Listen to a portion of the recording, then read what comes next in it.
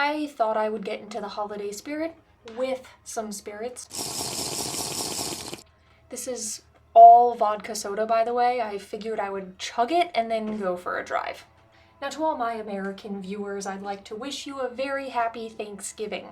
And to all of you who don't live in America, I'm sorry. But I figured this would be the perfect movie to just swing on in there into the holiday season because fuck Halloween scary movies. We have no Thanksgiving scary movies. Even though I don't actually know how great a marketing name Thanksgiving is for a movie, but you know, I didn't make the damn movie. And of course, before we get into this pretty intoxicated review, thank you so much for being patient with me in my uploading schedule. Considering this is the holidays, I will probably be traveling around quite a bit, so I will post when I can. But I'm hoping this is going to be a very fun and productive season because there are an amazing amount of movies to make during the holiday season, and hence a load of content to make during the holiday season. Stay tuned. But into this extremely terrible movie. I think this is a decent theme for a horror movie, especially considering the dark origins of Thanksgiving to begin with, not to mention the absolute comedic, almost demonic-like nature in which people tend to just morph into during the holiday season, especially Black Friday. And I apologize, I usually like to include a lot of footage from the movie in my videos, but since this wasn't really on any streaming service and you would actually have to go to the movies to watch it, I don't have as much footage as I would like, so bear with me. I don't want to look at my face either, but here we are. So we're gonna sum some things up here. There is this zombie apocalypse-like Black Friday scene, which is already horrifying enough because who wants to get in the way of Karens trying to get their deal on their fucking new microwaves? So let alone this extremely dramatized movie version of Black Friday. The entire store basically gets broken down and broken into due to lack of security. And for some reason, it takes multiple people getting trampled, someone slitting their throat, and then just numerous fights for the sheriff inside the building to shoot his gun off to stop the riot. And after that fateful night, we hear that the store owner will face little to zero consequences. 'Cause this is modern society, so since when do the rich pay for their sins? Anyway, we skip forward a year. We've skipped forward a year after that tragedy befell onto that town. Well, I guess, you know, it's kind of more just the absolute lack of guidance that was there from big business owners, but, you know, tragedy, I guess.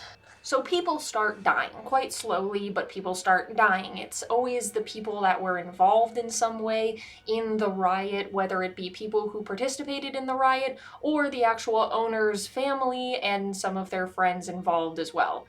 Even though they weren't technically involved, they do kind of just know the owner, so I don't know. Which is always something that I've kind of gotten irritated in horror movies, like Saw, or like those things that it's supposed to have a moral standing behind it, but just because you know somebody that's done bad things, you somehow have to get wrapped into their bad things, like, you know, the sins of the father going on to the sins of the child. Kind of not cool, man. Whatever. So we start getting to the slasher movie deaths, even though we're like 30 minutes into the movie and the movie's like an hour long, so that's kind of dumb. I appreciate the John Carver mask and the historical significance that this takes place in Plymouth, which is where the original Thanksgiving apparently took place. I don't know, I wasn't there, but I'm gonna believe it did.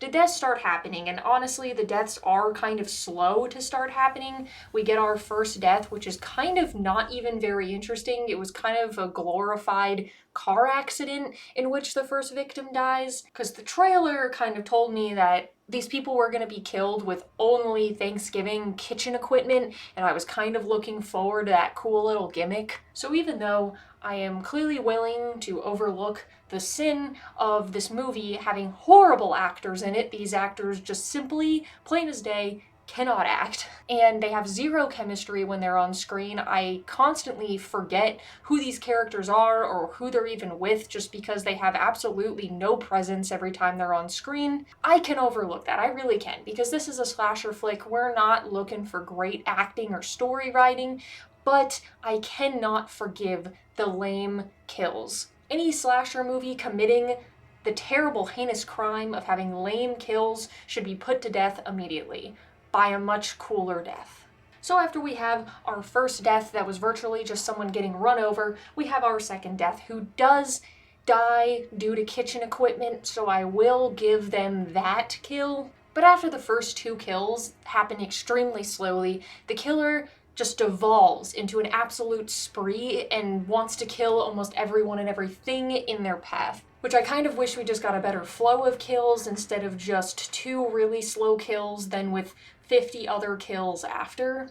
And though we do have some of these kills coming from the Thanksgiving themed kitchen equipment, you know, we have turkey carving saws, we have meat cutters, we have the legitimate oven that's somehow large enough to fit a person. The kills could have been so much better. I mean, where is my turkey baster full of acid down your throat death? Where's my mashed brains instead of mashed potatoes? Come on, hire me. I'm sick in the head and I want to be rich. We can help each other out movie. We move towards our finale where the final family, the owner and some of his family and friends are basically all tied up at the table. The killer is in the room with them, giving his whole monologue speech of why he's doing this. They had been setting up the main final girl's boyfriend to be the killer the entire movie, but we've seen a slasher flick or two, I'm sure, and we know there's supposed to be some kind of twist. So obviously her boyfriend wasn't going to be the killer, and it was the sheriff all along.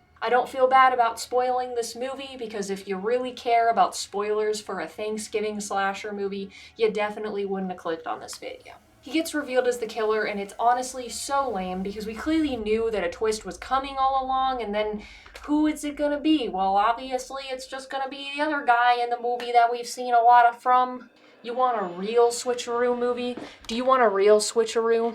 No, you don't, because you're scared. So, real switcheroo, you take the main girl and you make her the killer. When you got your whole family tied up at the end, all the families tied up, they're gagged, you know, maybe you got the police, they burst in, boom, boom, they kill the killer that's got the John Carver mask on, you know, and then the big reveal, they take off his mask, turns out he's been gagged the whole time, he's got a tape recorder on him that's been saying all of the killer lines, and then you get the big dramatic scene where our final girl, she stands up, she hasn't been tied up the whole time because she's actually the killer, because she hates her family, she's being disassociating with her friends. It just makes sense. It makes sense that she'd be a serial killer, right? They could have set that up so well, movie. They could have, but they didn't. She stands up, we have our grand reveal, boom, you play Saw music in the background. I've been watching way too many Saw movies.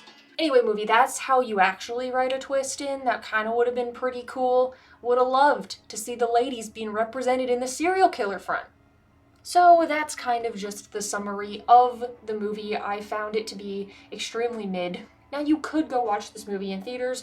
I'm not stopping you, I'm just a lonely YouTuber. But it would probably be best if you waited till it was on those streaming services and then you could just pop it on the telly. Pop it on the telly on the, you know, Thanksgiving time of year next year. Just a new fun Thanksgiving classic that you throw on in the background at holidays when your whole family is just arguing about who's getting divorced, who's dad, how they have no money, and their political differences. You can just throw this up in the background so you can tell them that you actually yearn for their deaths and you'd have no issue killing them. What is in this vodka?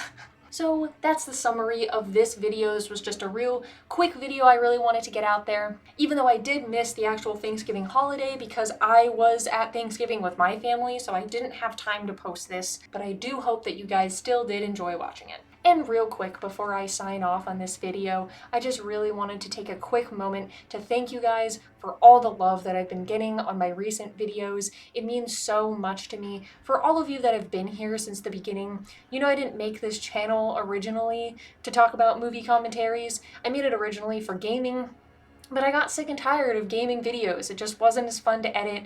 I'm having so much more fun and so much more enjoyment, and I've met so many more people out of doing movie commentaries instead. I knew I would have lost a massive amount of my fan base for doing this, which I did, and it still means so much to me that some of you guys did stick around the whole time, and I've even met new people while doing this the whole time, and I've been slowly getting my subscriber count back to where it was previously, which is so incredible to me, and I just wanted to say thank you. So now we're finally signing off after I've thanked you guys so much for everything. Do make sure to subscribe to this channel if you enjoyed this one, because we're so close to 1,000 subscribers and it would mean so much to me. Thank you guys so much. See you soon.